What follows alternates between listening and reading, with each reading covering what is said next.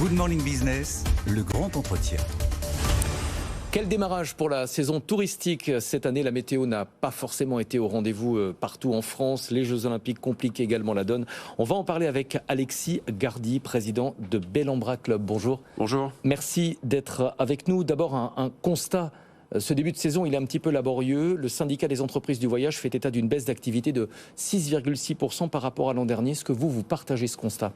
Oui, en effet, le lancement de cette saison d'été est assez contrasté. On observe une météo assez défavorable avec des volumes de pluie assez importants, une certaine incertitude, on va dire, dans le contexte politique du moment, qui a pesé sur les 3 dernières semaines de juin, qui sont des semaines importantes dans la commercialisation, en particulier du mois de juillet. Donc on observe également un démarrage de saison contrasté. Quelles sont les destinations qui marchent, les formules qui marchent également ? Alors les destinations qui fonctionnent pour nous, Bellambra, acteur 100% France, c'est bien sûr le sud, en particulier dans cette météo un peu incertaine. Mais on observe une belle performance également de nos clubs situés sur la côte du sud-ouest et le Pays Basque. La formule qui fonctionne, c'est une formule chez nous, une formule club, tout compris. On l'avait vu l'an dernier déjà, où vous avez une somme de prestations et d'activités proposées, l'hébergement bien sûr, la restauration, matin, midi et soir, des activités récréatives et sportives et les clubs enfants à partir de 4 mois, qui permettent à tous les membres de la famille d'être en vacances pleinement. Ça, c'est une réponse au problème de pouvoir d'achat, d'avoir une dépense prévisible en termes de budget. Ce qui est très important, c'est d'avoir justement cette dépense prévisible, cette visibilité. C'est-à-dire qu'il n'y a pas de mauvaise surprise une fois dans la destination, d'avoir soit un service ou une prestation de très mauvaise qualité pour un prix exorbitant. Donc avec une formule tout compris, on a cette visibilité, cette sécurité. Le retour de la destination France, on l'avait noté en sortie de crise sanitaire. Ça se confirme toujours ? Oui, ça se confirme et même on l'a un peu oublié avant la crise sanitaire, avant le Covid, la destination France était déjà la première destination des Français. Ça se confirme dans ce contexte un peu incertain, dans ce contexte aussi où les voyages, et on le voit en particulier au cœur de la saison, donc l'effet opposé des Jeux Olympiques qui sont une formidable opportunité pour la destination France, c'est que les gens sont un peu réticents à se rendre dans les gares, dans les aéroports, au cœur de la saison d'été, de peur d'être coincés ici ou là.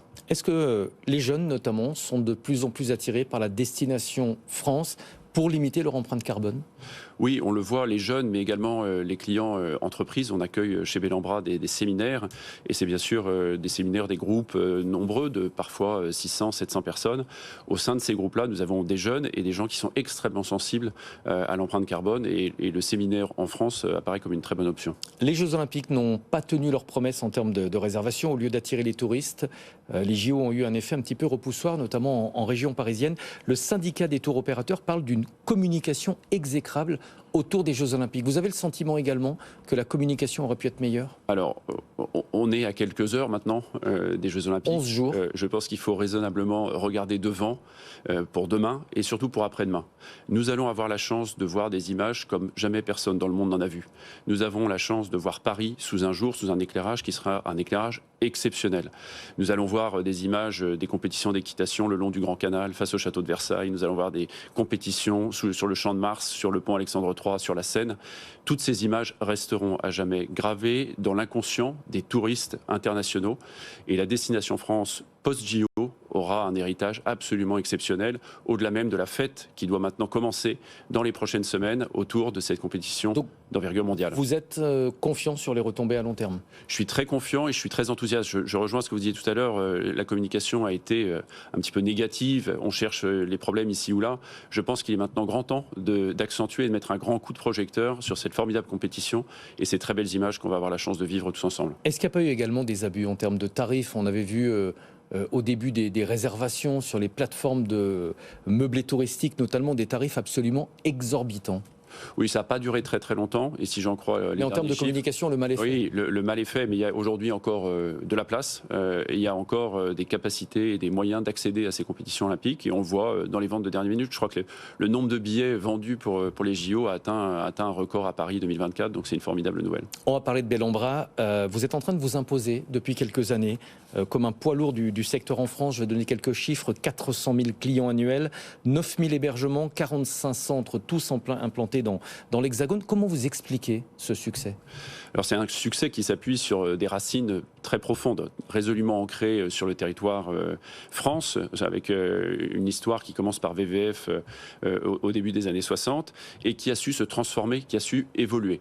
À l'image des derniers développements qu'on a ouverts l'hiver dernier, avec 2 nouveaux clubs. Un club qui a été inauguré la semaine dernière à Flaine, en montagne, qui est ouvert hiver comme été, et un club que nous avons ouvert également aux Deux Alpes au début de l'hiver. Ce club des Deux Alpes, c'est une restructuration de friches touristiques. C'est un ensemble dans lequel vous aviez un ancien hôtel, une ancienne copro, une ancienne galerie commerçante, une ancienne piscine municipale, qui ont été réassemblés dans un produit moderne et neuf, et qui tourne aujourd'hui dans notre catégorie 5B, la catégorie la plus haut de gamme du réseau.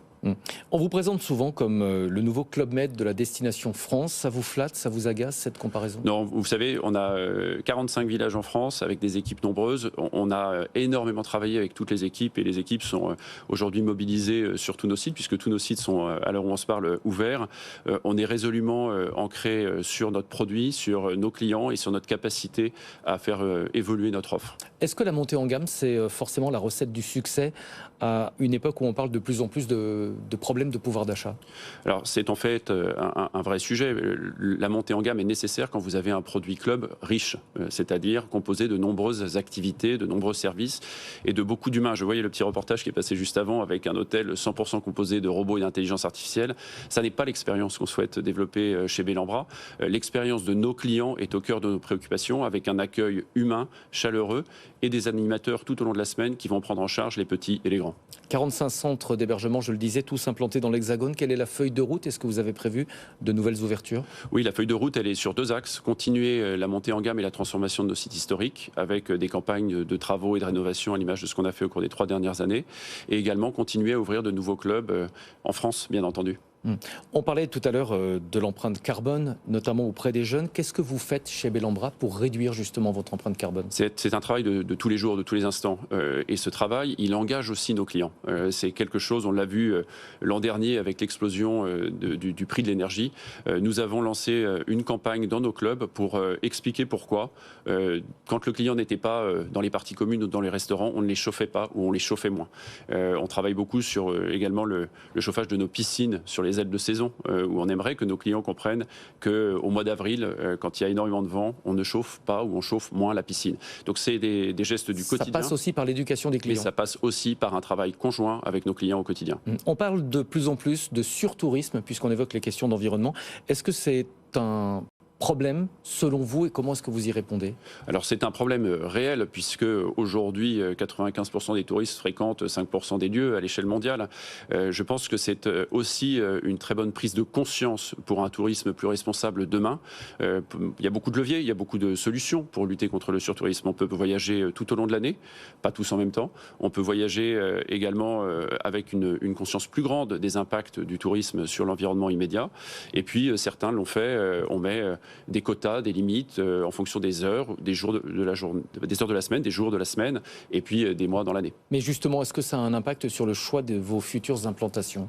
Essayer de développer du tourisme là où on n'est pas déjà en situation de saturation. Ça a un impact dans le choix de nos développements, et cette conscience, elle est très forte. Quand on ouvre, par exemple, je parlais du site de Flaine tout à l'heure, le site de Flaine l'hiver dernier, il est au plus haut standard environnementaux avec la certification BREEAM Good, qui permet justement, dans le cadre du développement, de travailler de concert avec les parties prenantes du chantier. Un dernier mot sur le tourisme d'affaires, vous en avez dit quelques mots.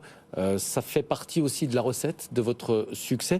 Où est-ce qu'on en est aujourd'hui ? Le tourisme d'affaires, il a eu du mal à redémarrer après le Covid. Alors il a bien redémarré après le Covid, il a bien redémarré sur la destination France avec un accès train, puisque la composante transport rentre pleinement dans la conscience environnementale de ces séminaires et de leurs impacts.